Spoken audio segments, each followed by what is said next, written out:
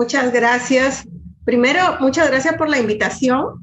Realmente este es un tema que me apasiona, no solo a mí como nutricionista, sino como madre, como ciudadana. Y justamente durante el tiempo que tuve la gestión del Colegio de Nutricionistas del Perú, vivimos la historia de los octógonos. Bueno, desarrollemos entonces este tema que hoy me tocó expresarles a ustedes. Muchas personas nos decían que por qué los nutricionistas se metían en este tema de los octógonos, del etiquetado, cuál era la implicancia, por qué la preocupación. Pues nuestra preocupación recaía en estos indicadores de sobrepeso y obesidad que hoy tenemos en el país y que nos está cobrando factura con este coronavirus que tenemos. Recuerden que el 80% de la población fallecida tenía sobrepeso y obesidad y otras comorbilidades asociadas a la obesidad también. Entonces, pasada la pandemia, ¿no? Vamos a tener que resolver este problema de sobrepeso y obesidad que ya lo teníamos instalado antes del coronavirus. Y fíjense, hasta el año pasado, ENDES nos refería que en el Perú más del 70% de la población tenía sobrepeso y obesidad, la población mayor de 15 años.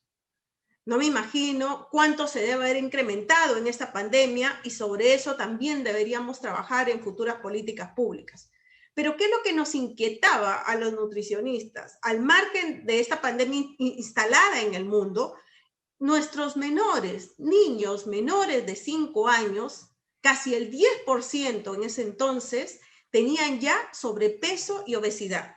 Niños que apenas están iniciando su alimentación. Entonces, bueno, las personas decían que no sabían por qué estos menores tienen sobrepeso y obesidad. Los nutricionistas ya lo sabíamos, porque habíamos visto toda esa transición epidemiológica, sobre todo en los hábitos alimentarios que habíamos adquirido de otras poblaciones, ¿no? Hábitos alimentarios que nos han llevado a consumir mayor cantidad de alimentos procesados o ultraprocesados, pero no era el problema el alimento procesado o ultraprocesado. El problema es la cantidad de nutriente crítico que se le estaba administrando a ese alimento procesado y que no se le informaba a la población. Entonces, la mamá veía un cereal que decía, bueno, si este cereal es para niños, yo asumo de que han tomado en cuenta que le van a dar nutrientes para que mi hijo crezca, se desarrolle, sea deportista, ¿no? Incluso algunos te refieren que si tomas este producto te vas a volver el mejor deportista, si vamos a tener muchos goleadores, ¿no? Que vamos a hablar de la publicidad engañosa además. Entonces, esto nos traía como consecuencia que revisamos nuevamente nuestros libros de fisiología, de fisiopatología y de todo este sustento clínico que nos hacía prever todo este desencadenamiento de consecuencias que nos está trayendo la obesidad, ¿no?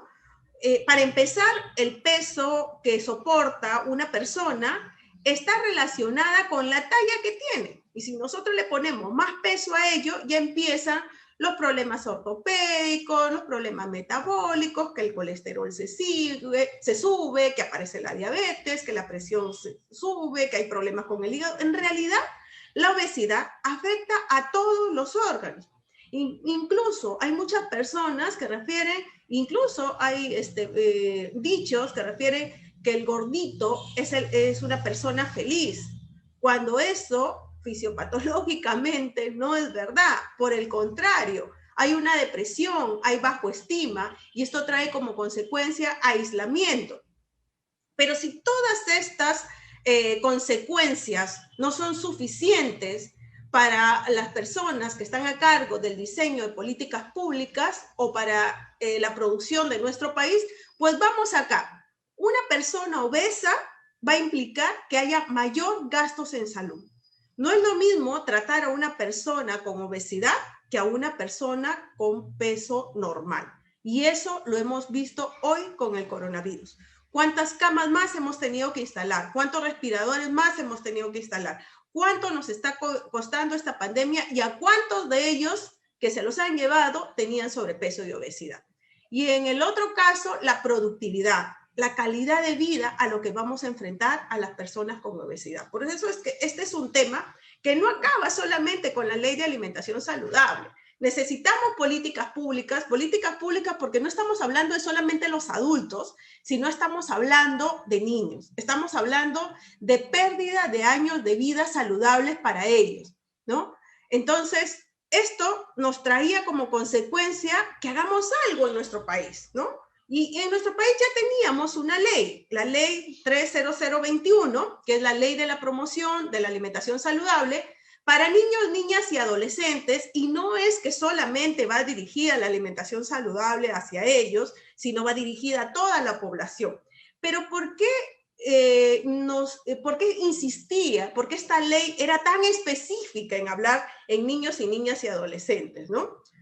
Nosotros, a través del Colegio de Nutricionistas del Perú, en la gestión 2016 y 2019, hemos vivido esta implementación de la ley de alimentación saludable, porque era una ley, como les muestro aquí en la cronología, fíjense, una ley que había sido publicada en el año 2013, el 17 de mayo para ser más exacta, y el 17 de mayo de 2013 se le da 60 días al Ministerio de Salud para que la implemente. ¿Por qué? Porque dentro de las letras chiquitas de la ley, lo que refería era que solamente se podía implementar si tenía reglamento. Y entonces lo que hicieron es decirle al Ministerio de Salud que tenía 60 días para hacer el reglamento y por consiguiente implementarlo. Pues esos 60 días se convirtieron en años. Nosotros ingresamos al Colegio de Nutricionistas en febrero de 2016, ¿no? Y en mayo del 2016, junto a la Plataforma de Alimentación Saludable, más de 1,000 personas salimos y nos dirigimos hacia el Ministerio de Salud para exigir que se publique el reglamento de la ley que estaba todavía pendiente. Hasta ahí, hasta el 27 de julio, tuvimos un primer resultado y que en verdad hubiera sido la solución de todo, porque si hubieran publicado el reglamento, ya hoy hubiéramos tenido toda la implementación al 100% de la ley de alimentación saludable. Sin embargo, eso no se dio. Se dio la prepublicación del reglamento. ¿Y qué significaba eso? Volver a cero, ¿no? Entonces, tuvimos que seguir trabajando en el tema y trajo como consecuencia de que el 17 de junio del 2017 recién se publica el reglamento. Para el bello día del 16 de junio del 2018, jamás lo voy a olvidar, y justamente acá está en la fotito este día de acá, cuando el gobierno observa la ley y que el Congreso había querido cambiar nuestra ley, dijeron que solamente eran 5 artículos de 9, nada más poquitos, ¿no? Pero no, menos mal que no se logró, ¿no? Y por fin el gobierno publica el manual de advertencias publicitarias, lo que traía como consecuencia que por fin la ley de alimentación saludable se implemente en su totalidad. Y llegó este día, el 17 de junio del 2019. El 17 de junio del 2019, ¿no? Entraba en vigencia etiquetado octogonal. Y entonces muchas personas se vieron sorprendidas cuando veían estos productos supuestamente saludables con el etiquetado y decían, ¿qué pasó? ¿No? Entonces nosotros creíamos que realmente ya íbamos a vivir con los octógonos y aprender a vivir con los octógonos, lo cual los resultados se vieron de manera inmediata, ¿no? El 64% reduciría el consumo. Esto es una proyección que en ese tiempo se hacían cuando recién entraba en vigencia los octógonos. El año pasado ya hay un estudio que refiere, en efecto, hemos llegado casi al 70% de las personas que han decidido cambiar sus hábitos alimentarios solo por la presencia de los octógonos. ¿Y por qué nos preocupaba tanto poner esos 4 mensajes de los octógonos? ¿Por qué nos preocupaba tanto? ¿Por qué? ¿Qué es lo que decía el alto en azúcar? El alto en azúcar, la evidencia nos había demostrado que el exceso de azúcar está relacionado con el incremento de la obesidad, incluso con la presencia de diabetes. Claro está, teniendo en cuenta el factor genético, y algunos hígado graso y otros resistencia a la insulina. Por eso es que teníamos la preocupación de que las personas sepan que si consumen más del 10% de azúcar en su vida diaria durante el día, ¿no? Estaban expuestos a tener este tipo de enfermedades, pero nadie se lo había dicho. Lo que nos habían enviado era una información nutricional con muchos números y porcentajes que nadie lo entendía, salvo los nutricionistas que teníamos que sacar nuestra calculadora, ¿no? Y saber cuál sí tenía octógono y cuál no. El alto en sodio nos preocupaba porque este estaba muy relacionado con la hipertensión arterial crónica, pero también con las fallas cardíacas y con las fallas renales, ¿no? El que contiene grasa trans para mí es el más perjudicial porque, fíjense, el alto en sodio dice evitar su consumo excesivo, evitar. Pero, sin embargo, el contiene grasa trans dice evite su consumo completamente, ¿no? Por eso te dice contiene, no lo come. Esta grasa trans está relacionada con las alergias, esas alergias atópicas de pronto que tenemos. Incrementa el colesterol malo, que es muy perjudicial, más perjudicial todavía, y el riesgo de desarrollar enfermedad cardiovascular. Lo mismo sucede con el alto en grasa saturada. Entonces, los octógonos estaban muy bien. El problema es, y que es la tarea que tenemos nosotros pendientes, que la ley de alimentación saludable es mucho más que los octógonos, ¿no? La ley de alimentación saludable nos está hablando, y lo vamos a ver acá rápidamente, ¿qué es lo que hemos implementado de la ley de alimentación saludable? Solamente este verdecito, las advertencias publicitarias. Eso es lo único que hemos hasta ahora implementado.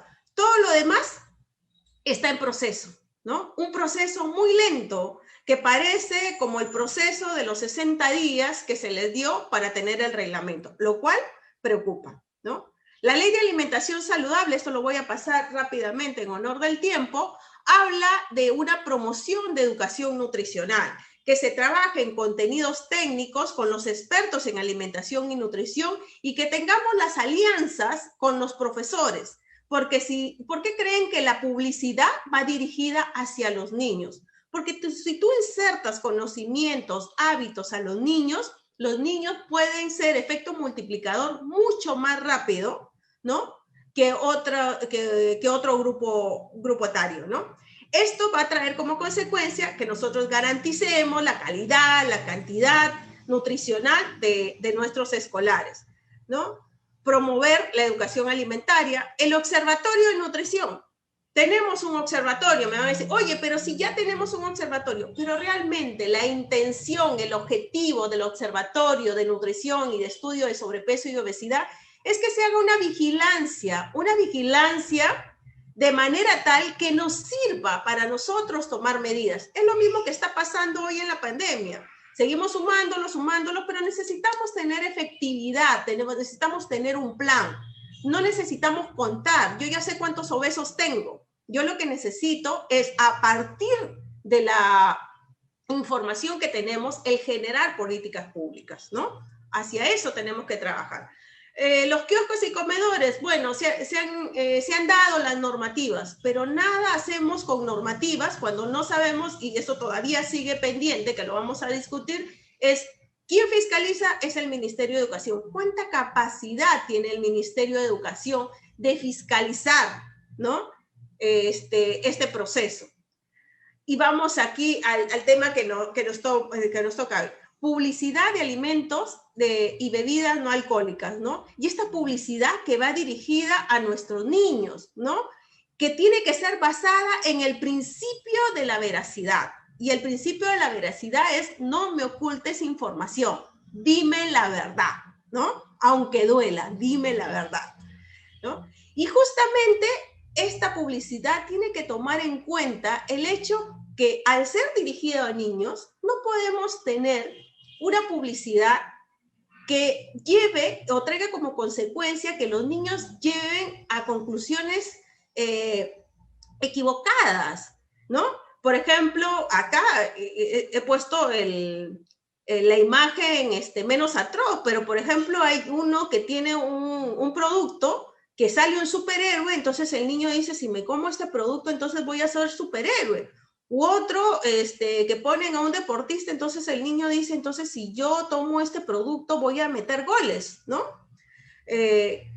La publicidad dirigida a los niños tiene que ser de manera tal que tome en cuenta, ¿no? Y uno dice, pero no, ¿cómo crees que van a, que van a tomar en cuenta ellos? No, tenemos que tomar en cuenta la ingenuidad de los niños, ¿no?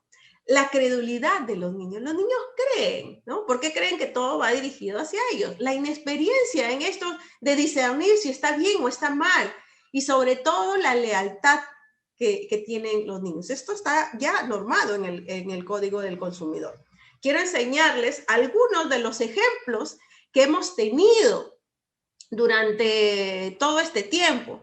Chocolates que no tienen chocolate, ¿no? O sea, que no tienen cacao, porque para ser llamado chocolate tenían que tener una buena composición de cacao, un producto, un cereal que refiere tener miel de abeja, incluso tiene la foto grande de una abeja, entonces uno dice, uy, tiene miel de abeja, cuando en realidad no lo tenía, y esto ya está multado, así que no estoy diciendo nada que no es verdad. Las siguientes imágenes sí las he sacado de la parte internacional, ¿no? De lo que viene en la etiqueta promocionando un muesli que tiene 50% de frutas y de frutos secos, cuando en realidad tú lo abres y lo que ves es que la mayor cantidad de frutas secas solamente es pasas, ¿no? Pero fíjense la diferencia entre la etiqueta y la realidad. Fíjense todo el trabajo que todavía tenemos que seguir haciendo en nuestro país. El etiquetado, como les digo, es un artículo de 9. Todavía tenemos mucho trabajo que hacer, ¿no? O fíjense que promocionen y dicen que es de cacao. Miren, o sea, uno ve así y dice, wow, qué rico cacao. Entonces, eso sí, sí tiene cacao. Cuando tú abres la etiqueta y ves esto, ¿no? Entonces, fíjense lo que nos vende frente a lo que realmente es, ¿no? Y bueno, seguramente que este tema, si todos lo conocen, y si no lo conocen, se lo refresco, ¿no? Teníamos un producto, que no voy a decir que es leche, porque no era leche, que se promocionaba como leche, ¿no? Decía acá, leche evaporada, ¿no? Incluso tenía la foto de una vaca, ¿no? Y puedo poner el producto porque este caso ya pasó y ya es conocido por todos, ¿no? Entonces, tras todos estos eventos que hubo, y probablemente haya sido una de las razones por la cual finalmente el reglamento de la Ley de Alimentación Saludable sale, por lo cual debemos estar agradecidos a que se haya destapado todo un tema acerca de un producto que nos vendían como leche, cuando al final se tuvieron que retractar y decir que era una mezcla láctea, ¿no? Y cambiar la foto de la vaca por la foto de lo que sea, ¿no? De un campo, probablemente. ¿Por qué? Porque en realidad no había leche. ¿A qué se llama leche? Leche, de acuerdo al códex, es la secreción mamaria obtenida de algún mamífero, ¿no? Entonces, cuando tú consumes un producto y dices, es leche, quiere decir que es la leche fresca, ¿no? O la leche entera que sacaste de un mamífero y le agregaste solamente aditivos o preservantes para poderlo poner en el empaque de la lata de la leche evaporada, o que la deshidrataste completamente hasta volverla polvo, ¿no? O que simplemente la pusiste en un frasco para venderla como leche fresca, ¿no? Eso es leche. Cualquier otra cosa que ustedes vean y que empiece a decir en ingredientes, dice, contiene leche cruda, incluso leche cruda ni existe el término, ¿no? Leche cruda y como 4 tipos de leches, y todas marcadas en negrito. ¿Por qué? Cuando usted ve en la parte de ingredientes, el principal ingrediente tiene que estar marcado en negrito, el principal ingrediente. Y los otros sin marcar quiere decir que son los aditivos. Entonces, si usted va a comprar una leche, lo que tiene que hacer es voltear la lata, el tetrapack o la bolsa en la que lo compró, mirar en ingredientes y el producto principal, o sea, en negrito, debe decir leche fresca o leche entera. Si dice más de 4 mezclas, es una mezcla, pues. Es una mezcla. Entonces, todavía tenemos mucho pan por rebanar, sobre todo en este producto que a nosotros los nutricionistas nos preocupa porque este producto va dirigido a la población pequeña. Uno de nuestros grandes problemas que todavía no habíamos solucionado en el país era la desnutrición crónica, o sea, el retraso de crecimiento. Normalmente les dicen, bueno, es que si tu papá es chiquito, entonces tú también eres chiquito, por eso es que eres pequeño. Eso no funciona así. Solo el 30% de la genética de la talla que tú vas a tener depende de tus padres. El otro 70% depende de factores externos y entre estos factores externos está la alimentación. ¿Cuáles son los alimentos que te ayudan a que tú tengas ese crecimiento adecuado? Son los lácteos y las carnes que tienen proteínas, sobre todo proteínas de origen animal. ¿Hay de proteínas vegetales? También hay proteínas vegetales, sí, pero tenemos que hacer las mezclas armoniosas y teniendo muchos cuidados, ¿no? Que a la larga implica mayor manipulación. Entonces, ¿qué es lo más práctico? Utilizar el tema de lácteos. Entonces, aún hay mucho pan por rebanar y todavía tenemos mucho que decir acerca de las leches y de la mezcla lácteas, ¿no? No se ha avanzado mucho, como les decía, no se ha implementado mucho la ley de alimentación saludable, sin embargo, lo que sí avanzaron fue las modificaciones. El 15 de junio, a 2 días que la ley el etiquetado se implemente en nuestro país, hubieron algunas modificaciones y estas modificaciones permitían que las bodegas utilizaran todavía adhesivos hasta junio, hasta el 17 de junio del 2020. Ahora con la pandemia y el estado de emergencia se ha prolongado hasta el 31 de diciembre del 2020. Que las empresas que le brindan, que son microempresas, todavía pueden seguir utilizando adhesivos hasta el 2022. Y esto es lo más gracioso, ¿no? Que las botellas de vidrio tengan el octógono en la chapita. Dígame, ¿alguien ve la chapita? ¿Qué es lo que? Eso está en contra de la norma, porque la norma lo que dice es el etiquetado tiene que ser frontal. ¿Qué significa frontal? Este es mi producto, aquí. Lo primero que yo miro tiene que ser el etiquetado, ¿no? En una botella, ¿tú qué haces? Volteas, ¿no? Entonces esto ha permitido, y bueno, recuerdan ustedes todo este inconveniente que hubo con Indecopi al querer declarar a los octógonos como barrera burocrática. Finalmente esto fue esclarecido, pero fue justamente esclarecido, y con esto cierro el tema, gracias al consumidor. Que el consumidor que siempre está alerta en estos temas, ya el octógono ha logrado esa sensibilización de querer saber cómo comer sano, ¿no? Y comer sano no significa, pues, solamente comer lechuga con pollo sancochado, olvídense de ello. Comer sano significa comer alimentos lo más natural posible, pero en las porciones adecuadas, de acuerdo a tu peso, de acuerdo a tu talla, de acuerdo a tu edad.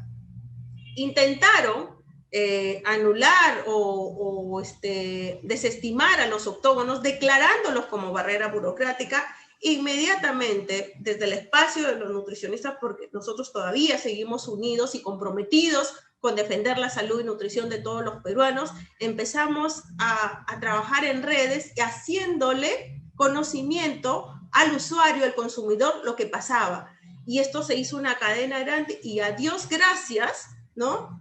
Se ha enviado a través del Ministerio de Salud, se ha enviado todo el trámite suficiente para declarar nula esta resolución. Por si acaso, hasta la fecha todavía no sabemos los resultados, si se declaró nula o no. Hay que estar atentos y eso es lo que nos toca todavía como consumidores, seguir trabajando.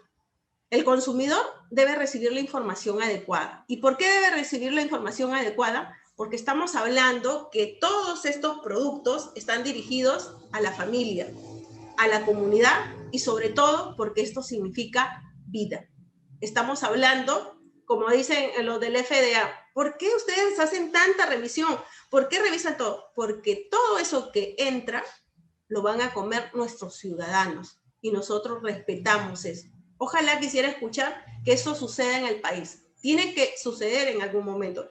Así como defiendo los autóctonos, también pienso que en nuestro país debe existir una autoridad autónoma de alimentos, tipo FDA, alimentos y medicamentos, ¿no? Y que podamos también tener esa filosofía de que lo reviso todo porque quienes lo van a consumir son mis ciudadanos y los cuido.